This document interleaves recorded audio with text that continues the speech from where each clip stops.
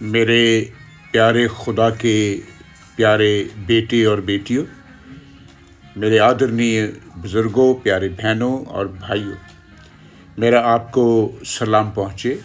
सुबह का वक्त हो गया है और खुदा के सामने हजूर में खुदा की बरकतों के साथ खुदा के तख्त पर आने का वक्त हो गया। खुदा को सिजदे का वक्त हो गया। खुदा के सामने अपनी फरियादों को रखने का वक्त हो गया है। तो आइए हम खुदा के तख्त के सामने चलें। सुबह का वक्त है, दुआओं का वक्त है। खुदा के कलाम की बरसात हो रही है और लोग दिल लगाकर खुदा की बातों में लीन हैं और खुदा की हजूरी का उत्सव जो है वो मनाया जा रहा है। इसी दौरान एक आदमी दौड़ता हुआ मसीहा के पास आया, घुटने टेक दिए, मुंह के बल गिर गया और इस तरीके से फरियाद करने लगा, हे प्रभु, मेरे बेटे पर दया कर, क्योंकि उसे मिर्गी वाली दुष्ट आत्मा ने घेर रखा है। वो दुष्ट आत्मा उसे बहुत दुख देती है, बहुत दुखी करती है, बार बार उसे आग में गिरा देती है, बार बार उसे पानी में गिरा देती है। मैं अपने बेटे को तेरे चेलों के पास लाया था, पर वो उसे अच्छा नहीं कर सके। माय डियर फ्रेंड्स, मेरे बच्चों और बुजुर्गों, यहाँ पर एक विराम हो जाता है। यहाँ पर एक सवाल उठ जाता है कि वो उसे चंगा क्यों नहीं कर सके। बड़ी गिड़गिड़ाती हुई आवाज़ में उसने कहा कि हाय प्रभु, मैं अपने बेटे को तेरे चेलों के पास लाया था, पर वो उसे चंगा ना कर सके।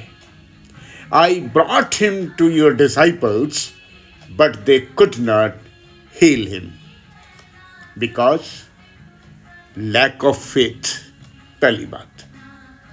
दूसरा lack of belief और तीसरा lack of trust। ये हो नहीं सकता कि खुदा मौजूद हो, खुदा का बेटा मौजूद हो और बंदा ठीक ना हो। It is impossible. जहां पर खुदा है, जहां पर खुदा का बेटा है, जहां पर कलाम है, वहां पर सब कुछ ठीक ही ठीक है। मसीहा ने सवालों भरी आंखों से अपने चेलों को देखा और कहा, हे अविश्वासी लोगों, हे हठीले लोगों, कब तक मैं तुम्हारे साथ रहूंगा? कब तक मैं तुम्हारी सहूंगा? अपने बेटे को मेरे पास ले आओ।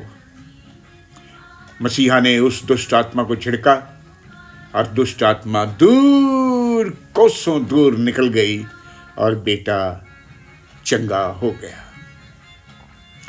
चेलों ने प्रभु से पूछा कि हम क्यों नहीं निकाल सके, हम उसे चंगा क्यों नहीं कर सके। ये मत्ती की अंजील है, उसका 17वां अध्याय बयान हो रहा है। ये 14वीं आयत से आगे हम लोग चल रहे हैं। तुम्हारे विश्वास की कमी के कारण, तुम्हारे विश्वास की कमी के कारण तुम उसे चंगा नहीं कर पाए। माय डियर फ्रेंड्स, मेरे बच्चों, बुजुर्गों, बहनों और भाइयों, कलाम को पढ़ना, कलाम को सुनना काफ़ी नहीं है। इस कलाम को अपनी जिंदगी में जाहिर करना है। आपकी जिंदगी से लोग कलाम को पढ़ें, कलाम के मुताबिक अपनी जिंदगी जिएं, बसर करें, तब कोई भी बात तुम्हारे लिए अनहोनी नहीं होगी।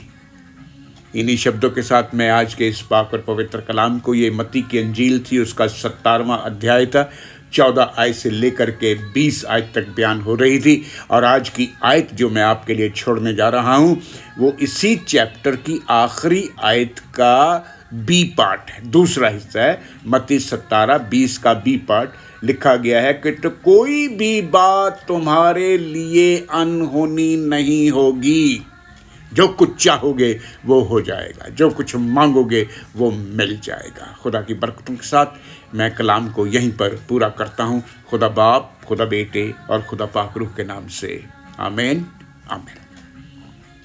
दुआ का वक्त हो गया है। अपने हाथों को जोड़ लीजिए, अपने सरों को झुका लीजिए, अपने आप को नीवा करें। आओ हम झुकें, सिजदा करें और खुदा से दुआ मांगें।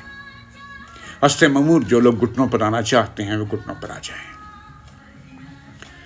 आसमानी पिता, तेरा धन्यवाद है आज की सुबह के लिए, आज की इस खुशनुमा सवेर के लिए, मीठी सवेर के लिए, अच्छी फिजाओं के लिए, अच्छी ज़िंदगी के लिए, अच्छे मौके के लिए, अच्छी सांसों के लिए, अच्छी धड़कनों के लिए। इतनी सारी बरकतों का तेरा धन्यवाद है प्रभु।